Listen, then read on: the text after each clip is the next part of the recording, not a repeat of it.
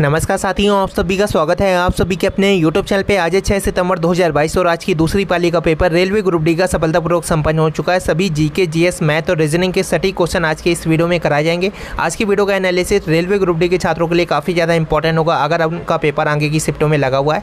चलिए शुरू करते हैं। तो दोस्तों, आज की दूसरी पाली का पहला क्वेश्चन कुछ इस प्रकार से, कान्हा नेशनल पार्क कहाँ पर स्थित है? तो आपको बता दें इसका राइट आंसर था मध्य प्रदेश यानी कि एमपी। कान्हा नेशनल पार्क ये आपका मध्य प्रदेश यानी कि एमपी में स्थित है। अगला क्वेश्चन है, विश्व का एकमात्र तैरता हुआ राष्ट्रीय उद्यान केबुल लमजाओ कहाँ स्थित है? तो आपको बता दें इसका राइट आंसर है मणिपुर। मणिपुर में जो है विश्व का एकमात्र तैरता हुआ राष्ट्रीय उद्यान स्थित है। मणिपुर यहाँ पे राइट आंसर था। अगला क्वेश्चन है, भारत में प्रथम जैव मंडल रिसर्च की स्थापना कहाँ पर हुई है?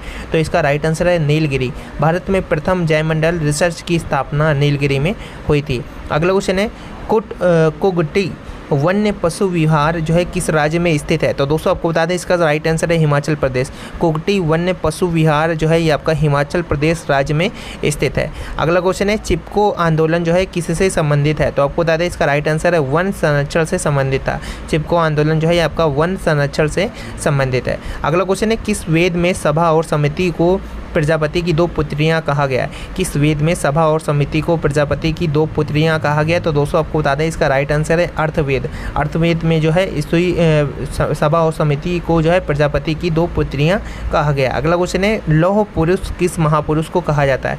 लौह पुरुष किस महापुरुष को कहा जाता है? तो दोस्तों आपको बता दें सरदार पटेल।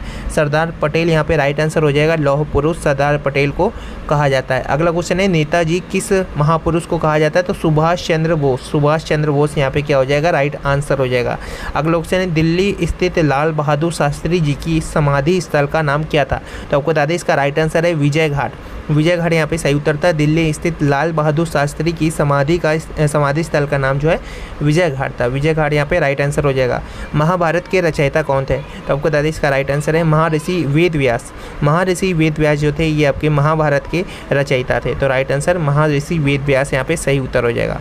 अर्थशास्त्र पुस्तक जो है किसने लिखी है या किसके द्वारा लिखी गई? तो आपको बता दें आचार्य चाणक्य या कौटिल्य, जो दोनों में से कोई भी ऑप्शन में दिया हो तो इन दोनों में आचार्य चाणक्य या आपका कौटिल्य, इन दोनों एक ही हैं, ठीक है। और इन दोनों में से जो भी ऑप्शन दिया वो सही आंसर हो जाएगा। अर्थशास्त्र नामक पुस्तक जो है चाणक्य के द्वारा लिखी गई है। अगला क्वेश्चन, अंतर्राष्ट्रीय महिला दिवस किस तिथि को मनाया जाता है? तो आपको बता दें 8 मार्च। हर वर्ष 8 मार्च को जो है अंतर्राष्ट्रीय महिला दिवस मनाया जाता है। इंटरनेशनल वुमेन डे हर वर्ष 8 मार्च को मनाया जाता है। अगला क्वेश्चन है, क्षेत्रफल की दृष्टि से भारत का सबसे छोटा राज्य कौन सा है? तो आपको बता दें इसका राइट आंसर है गोवा। क्षेत्रफल की दृष्टि से भारत का सबसे छोटा राज्य गोवा है। लेकिन यहाँ पे ये भी पूछ सकता है क्षेत्रफल की दृष्टि से भारत का सबसे बड़ा राज्य कौन सा है? तो वहाँ पे आ जाएगा आप लोगों का राजस्थान, ठीक है। राजस्थान वहाँ पे आ जाएगा, ठीक है। अगला क्वेश्चन है, क्षेत्रफल जस्ट सेम जो अगला क्वेश्चन रखा गया है, क्षेत्रफल की दृष्टि से भारत का सबसे बड़ा राज्य जो है राजस्थान है, ठीक है। अगला क्वेश्चन है, ओणम किस राज्य का प्रसिद्ध त्यौहार है? तो बता दें केरल में जो है ओणम काफ़ी धूमधाम से मनाए जाने वाले एक काफ़ी प्रसिद्ध त्यौहार है। तो यहाँ पे राइट आंसर क्या हो जाएगा? ओणम यहाँ पे सही उत्तर हो जाएगा। ओणम जो है केरल राज्य का प्रसिद्ध त्यौहार हो जाएगा। अगला क्वेश्चन है, दिल्ली भारत की राजधानी कब बनी थी? तो बता दें 1911 ईस्वी में दिल्ली जो है भारत की राजधानी बनाई गई थी। 1911 ईस्वी में दिल्ली जो है भारत की राजधानी बनाई गई थी। अगला क्वेश्चन है, सबसे चमकीला ग्रह कौन सा है? तो आपको बता दें इसका राइट आंसर है शुक्र ग्रह। शुक्र ग्रह जो है ये सबसे चमकीला ग्रह है। तो राइट आंसर क्या हो जाएगा? शुक्र ग्रह यहाँ पे क्या हो जाएगा? सही उत्तर हो जाएगा। राइट आंसर हो जाएगा शुक्र ग्रह। अगला क्वेश्चन है, मौलिक कर्तव्य को किस संविधान द्वारा संविधान संशोधन द्वारा जोड़ा गया था? तो आपको बता दें मौलिक कर्तव्यों को 42वें संविधान संशोधन के द्वारा जो है जोड़ा गया था। तो यहाँ पे राइट आंसर क्या हो जाएगा? 42वें संविधान संशोधन के द्वारा मौलिक कर्तव्यों को जोड़ा गया था। अगला क्वेश्चन काफ़ी महत्वपूर्ण, 42वां संविधान संशोधन हुआ कब था? तो आपको बता दें 1976 ईस्वी में 42वां संविधान संशोधन जो है आपका हुआ था। तो 1976 ईस्वी में 42वां संविधान संशोधन जो है ये आप लोगों का हुआ था, ठीक है। अगला क्वेश्चन काफ़ी महत्वपूर्ण, भारत के केंद्रीय बजट को अधिकतम बार किसने प्रस्तुत किया? तो मोरारजी देसाई के द्वारा जो है भारत के केंद्रीय बजट को सबसे ज़्यादा बार जो है प्रस्तुत किया गया है। मोरारजी देसाई यहाँ पे राइट आंसर हो जाएगा। दूसरी पंचवर्षीय योजना किस मॉडल पर आधारित थी? तो आपको बता दें इसका राइट आंसर था महालनोबिस मॉडल इसका सही उत्तर था। अगला क्वेश्चन है भारतीय मुद्रा का पहला अवमूल्यन किस वर्ष में किया गया था? तो 1966 ईस्वी में भारतीय मुद्रा का पहला अवमूल्यन जो है ये किया गया था। 1966 ईस्वी में भारतीय मुद्रा का पहला अवमूल्यन किया गया था। अगला क्वेश्चन है वित्त आयोग के प्रथम अध्यक्ष कौन थे? तो आपको बता दें केसी नियोगी इसका राइट आंसर था। वित्त आयोग के प्रथम अध्यक्ष जो है केसी नियोगी को चुना गया था। अगला क्वेश्चन काफ़ी महत्वपूर्ण, अर्थशास्त्र के लिए किस भारतीय को नोबेल पुरस्कार मिला था? तो बता दें इसका सही उत्तर है अमर्त्य सेन जी को यहाँ पे अर्थशास्त्र के लिए जो है भारतीय नोबेल पुरस्कार दिया गया था। राइट आंसर हो जाएगा अमर्त्य सेन।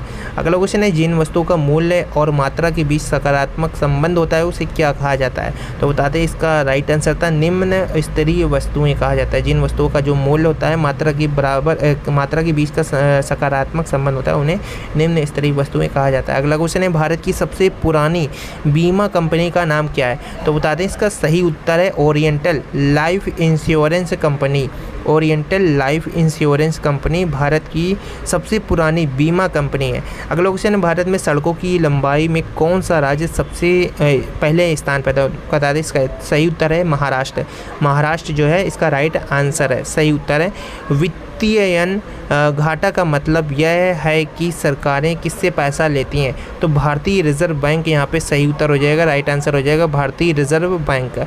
अगला क्वेश्चन है केंद्रीय हिंदी समिति के अध्यक्ष होते हैं? तो यह आपको राइट आंसर था प्रधानमंत्री होते हैं। अरब सागर की रानी किसे कहा जाता है? तो कोच्चि इसका सही उत्तर है। कोच्चि को अरब सागर की रानी कहा जाता है। अगला क्वेश्चन है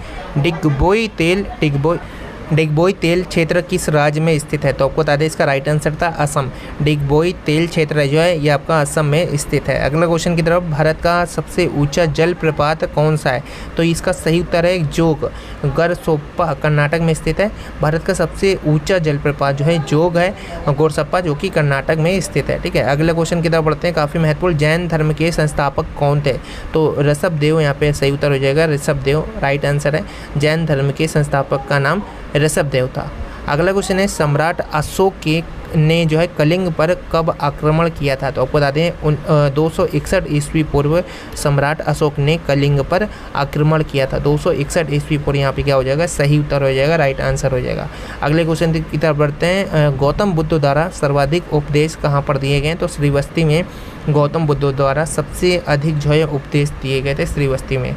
अगला क्वेश्चन है नालंदा विश्वविद्यालय की स्थापना किसने कराई थी? तो बता दें कुमार गुप्त ने नालंदा विश्वविद्यालय की स्थापना कराई थी। राइट आंसर क्या था? कुमार गुप्त यहाँ पे सही उत्तर हो जाएगा। अजातशत्रु किस वंश से संबंधित था? तो बता दें हर्यक वंश यहाँ पे राइट आंसर हो जाएगा। अजातशत्रु जो है ये आपका हर्यक वंश से संबंधित था। हर्यक वंश यहाँ पे राइट आंसर हो जाएगा।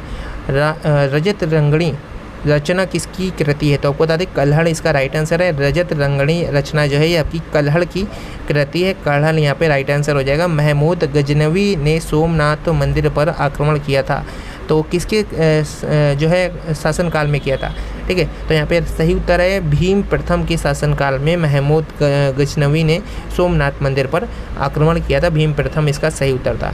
अगला क्वेश्चन काफ़ी महत्वपूर्ण है, आप लोगों को आंसर करना है।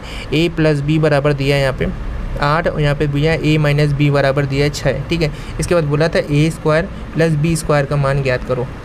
a² + b² का क्या है? मान ज्ञात करो। तो यहाँ पे आप लोगों को सबसे पहले a और b की वैल्यू निकाल लेते हैं और a² b² की वैल्यू हम लोग आराम से कर लेते हैं। ठीक है, a + b बराबर 8 दिया था, a - b बराबर दिया था 6। आप लोग जब जोड़ देते तो ये कैंसिल हो जाता है। 2a बराबर 14 आ जाता और a बराबर आपका 7 आ जाता। जब a बराबर 7 आ जाता तो हम लोग जो है समीकरण 1 में वैल्यू पुट करते हैं। तो 7 + b बराबर में 8। ठीक है, तो यहाँ पे आप लोगों का b की वैल्यू जो है वो आ जाती 1। तो a² और b² की वैल्यू अब यहाँ से हम लोग क्या है निकाल सकते थे। a की वैल्यू 7 थी, a की वैल्यू 7 थी और b की वैल्यू आई थी 1। तो a² + b² बराबर क्या हो जाएगा? 7 का स्क्वायर और प्लस 1 का स्क्वायर। तो 7 का स्क्वायर आपका 49 होता है और 1 का स्क्वायर आपका 1 होता है। 49 + 1 आपका 50 यहाँ पे सही उत्तर हो जाता है।